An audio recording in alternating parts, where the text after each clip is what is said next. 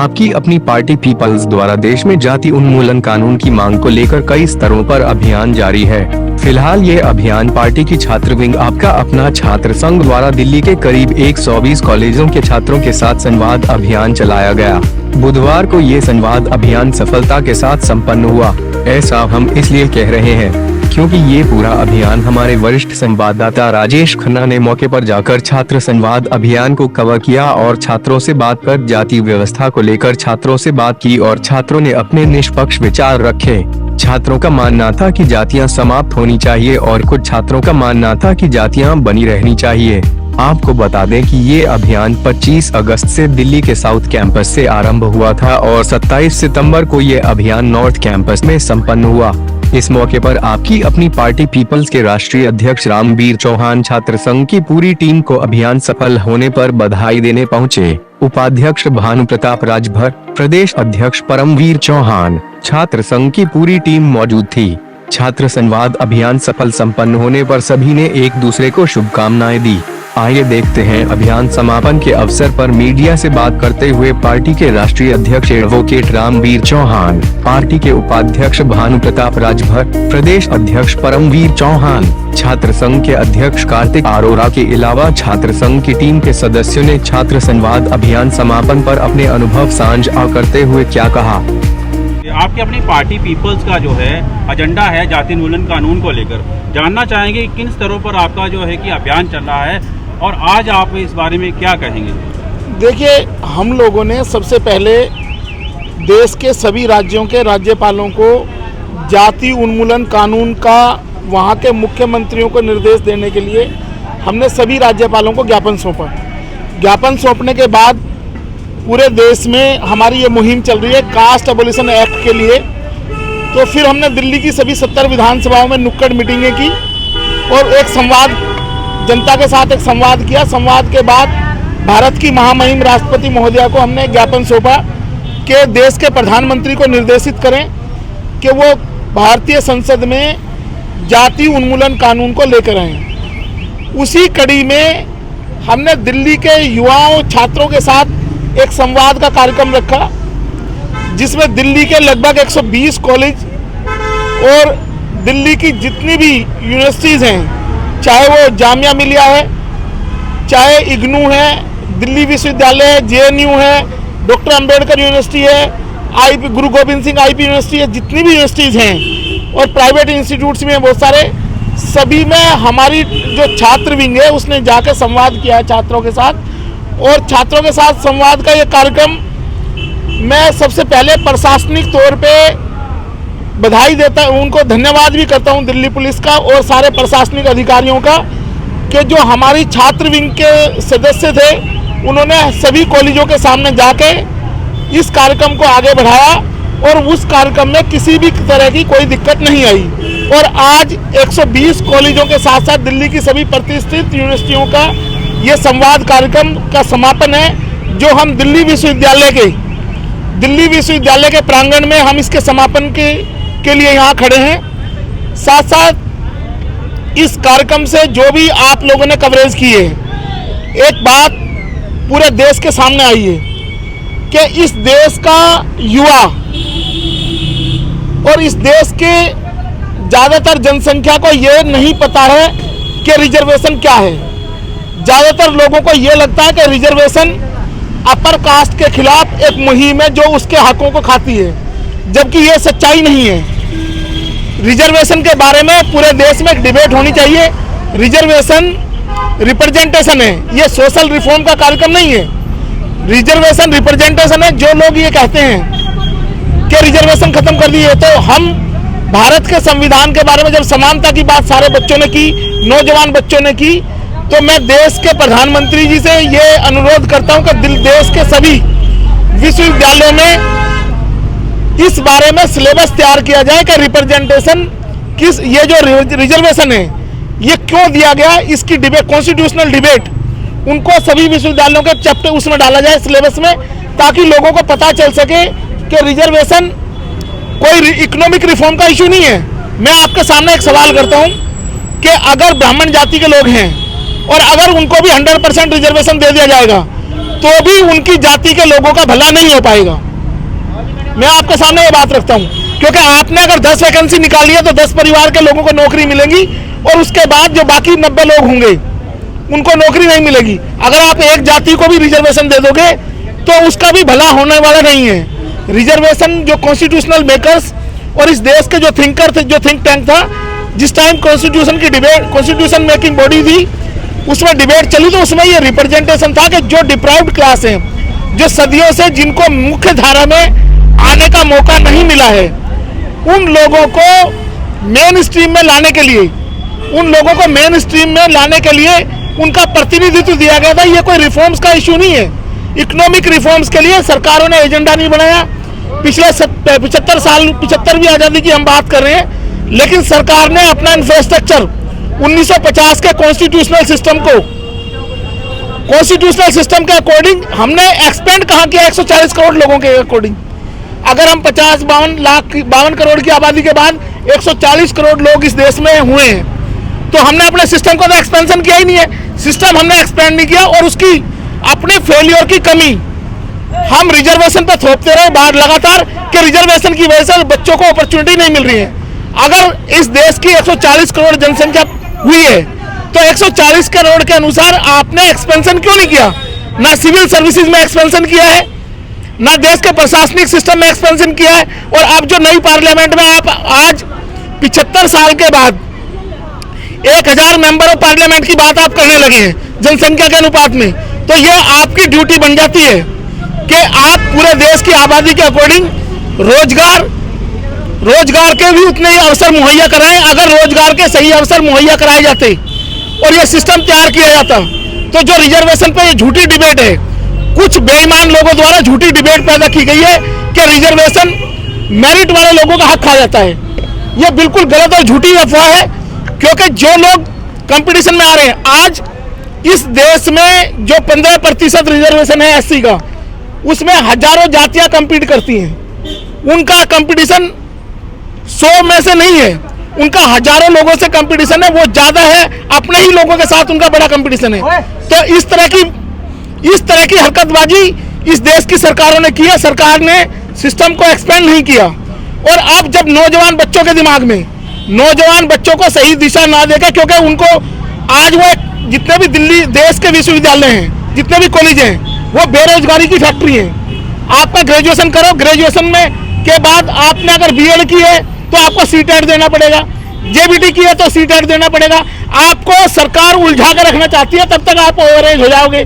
तो ये सरकार का फेलियर है जो बच्चों को रिजर्वेशन की तरफ ले जाके गुमराह करने की बात करती है सरकार। सरकार से हम फिर कहते हैं कि ये जो पॉलिसी है, ये पॉलिसी रिप्रेजेंटेशन है उन पर्टिकुलर कम्युनिटीज को, उनको सिस्टम में भागीदारी कराने के लिए। ये वेलफेयर का एजेंडा नहीं है।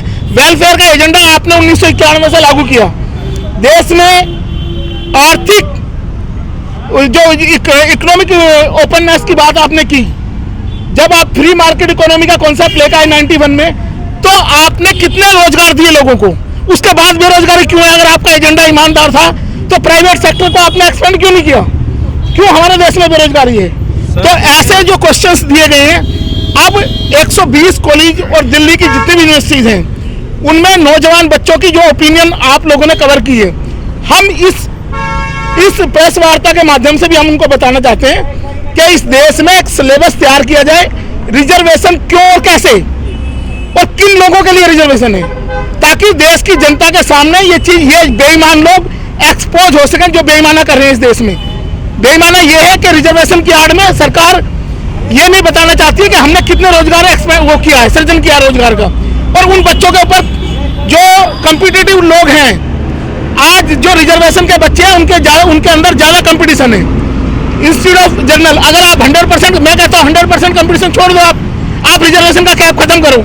ये लोग ज्यादा जो मेहनत कश लोग हैं वो आगे बढ़ेंगे, करो आप कोशिश। तो हमारा जो ये मुहिम थी ये कामयाब हुई और नौजवान बच्चों के बीच में हम इस सवाल को लेके गए कि इस देश में जातियां खत्म होनी चाहिए या नहीं होनी चाहिए।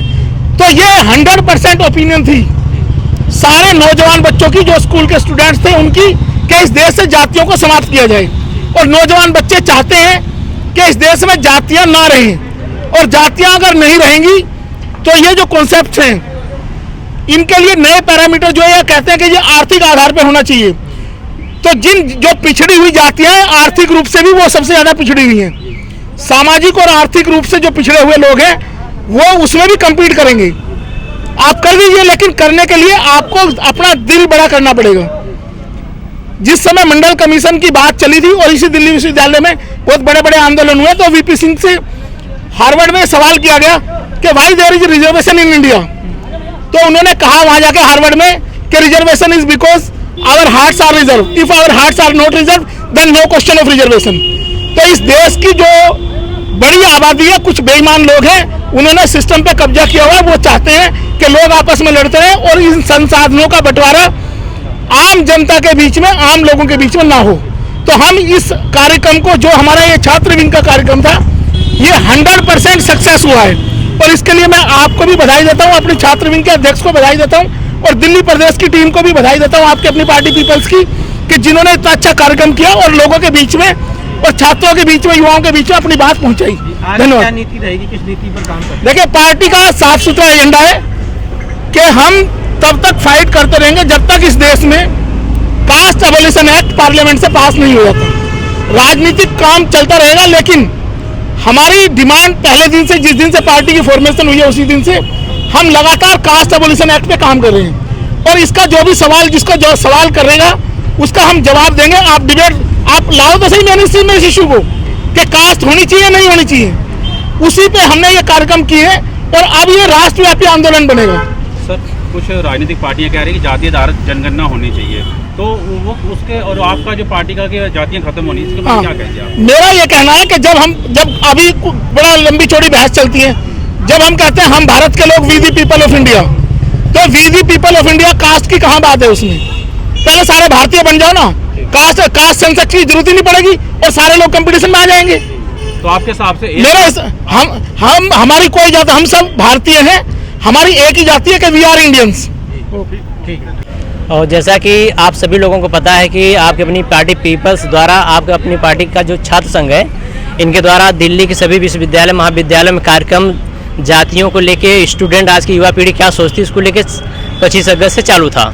और उसमें जो एक चीज़, मुख्य चीज़ निकल के आई है कि 99% लोगों का तो मानना है कि जात पात देश से ख़त्म होना चाहिए, ठीक है, लेकिन उसमें से जो एक सवाल होना चाहिए था वो नहीं हुआ। और ये होना चाहिए कि रिजर्वेशन की बात तो सब करते हैं कि रिजर्वेशन ख़त्म किया जाए जो जाति के आधार पर है, ठीक है, लेकिन जो एक सवाल होना चाहिए था वो सवाल नहीं हुआ। और आपकी अपनी पार्टी पीपल्स का ये छात्र संघ का जो कार्यक्रम चल रहा है जाति उन्मूलन को लेकर, जो हम लोग लगातार 6 सालों से काम कर रहे हैं, उससे एक चीज़ निकल के आई है सामने कि लोगों को ये सवाल पूछा जाना चाहिए लोगों द्वारा कि ये जो बच्चे हैं, किसी भी स्तर पर अगर ये होता नहीं 80% वाले को 60% वाले की वजह से स्थान नहीं मिला, तो सवाल ये पैदा होता है कि 80% वाले का भी राइट तो बनता है।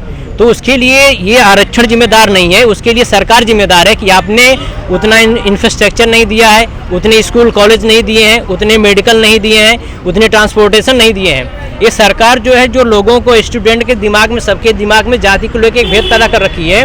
अगर आप एम्स जैसे हॉस्पिटल में देखेंगे कि 2-2 साल बाद नंबर मिलता है सर्जरी का और ट्रीटमेंट का 2-2 साल तक का नंबर जाता है, तो सरकार की जिम्मेदारी बनती है कि वहाँ पे इतने फैसिलिटीज़ दी जाए, इतने सारे एम्स, इतने हॉस्पिटल, इतनी सीटें दी जाए, हॉस्पिटल हो या कॉलेज हो या ट्रांसपोर्टेशन हो या वैकेंसी हो, कोई भी सेक्टर है, इतना सारी फैसिलिटीज दी जाए कि सबको अवेलेबल हो। अब आपने, सरकार ने क्या किया है कि अपनी जवाबदेही को समाज के ऊपर थोप दिया, समाज में उसके द्वारा एक विखंडन पैदा किया हुआ कि नहीं, इसकी वजह से, रिजर्वेशन की वजह से आपका राइट छीना जा रहा है, जबकि ऐसा नहीं है। रिजर्वेशन तो आपका प्रतिनिधित्व की बात है। अगर 80% अगर जिसके अंदर कैलिबर है, आप कहते हो कैलिबर की बात करते हो, 80% की बात करते हो, 60% की बात करते हो, तो ये जो 80% की बात करते हैं लोग, जनरल लॉबी को एक सवाल पूछना चाहिए कि ठीक है, अगर 60% वाले को आपने स्पेस दिया तो 80% वाले के लिए सरकार सवाल पूछना चाहिए कि सरकार ने ऐसा क्यों नहीं किया।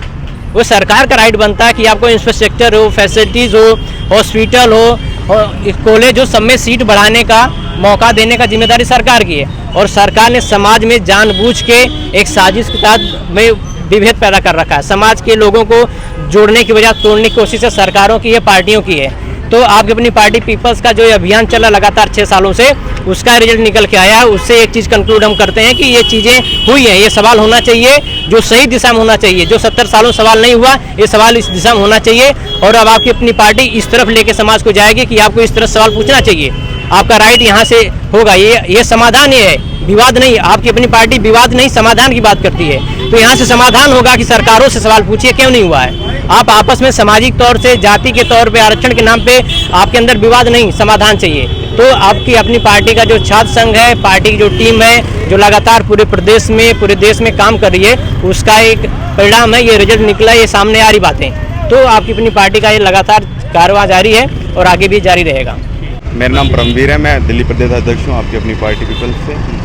परमवीर जी, हम जानना चाहेंगे कि आपका जो छात्र विंग का जो है संवाद रहा, कितने दिन का रहा और कैसा ये जो है 25 कि अगस्त आपकी जो टीम ने अनुभव बताया आपका? ये 25 अगस्त से लेके 27 सितंबर तक हमारा हर कॉलेजों में अभियान चला। इसमें हम JNU इस्लामी जो सारी यूनिवर्सिटी में हम गए हैं, अम्बेडकर यूनिवर्सिटी में गए हैं, और लोगों का रुझान ये है कि लोग चाहते हैं कि जातिवाद खत्म हो। आप जैसे जैसे स्टूडेंट आगे बढ़ते जा रहे हैं, उनमें चीज़ों के प्रति क्लैरिटी आ रही है कि जातिवाद से हमारा नुकसान हो रहा, हमारा देश आगे नहीं बढ़ पा रहा है, और देश बढ़ाने के लिए जाति को ख़त्म करना चाहिए। ये सारा हमारा अभियान चला है। 120 कॉलेजों में हमने ये सारा प्रोग्राम किया। पहले आपने 70 विधानसभा में चलाया? हमने सारी 70 विधानसभाओं में किया है प्रोग्राम, और 70 विधानसभा में जब किया है तो काफ़ी लोगों ने हमारा समर्थन किया है। तो अब जो है कि छात्रों के बीच में जो है कितने का आपके जो कि संपर्क में आए? जो हमें काफ़ी लोगों के संपर्क में आए हैं और हम हर बच्चे तक पहुँचे हैं। उन्होंने, कुछ लोगों ने विरोध भी किया है हमारा, और विरोध के साथ साथ हमारी बात लोगों तक पहुँची है, उनके समझ में भी आई है, और यह अभियान हमारा आगे भी जारी रहेगा। छात्रों की मांग अब कहाँ तक लेके जाने की आपका? हमारी आगे तक ले जाने की मांग है छात्रों को। अब हम हर जगह जगह पे इसको लेके जाएंगे और लोकसभा वाइज इस प्रोग्राम को चलाएंगे। मैं कार्तिक अरोड़ा, आपकी अपनी छात्र संघ का अध्यक्ष हूँ दिल्ली प्रदेश का। कार्तिक, आप बताएं, अपना पूरा अनुभव बताएं, आपने जो कितने दिन अभियान चलाया और कितने छात्रों से आपने संपर्क हुआ? ये लगभग मेरा 1 महीना पूरा वो चला है संवाद।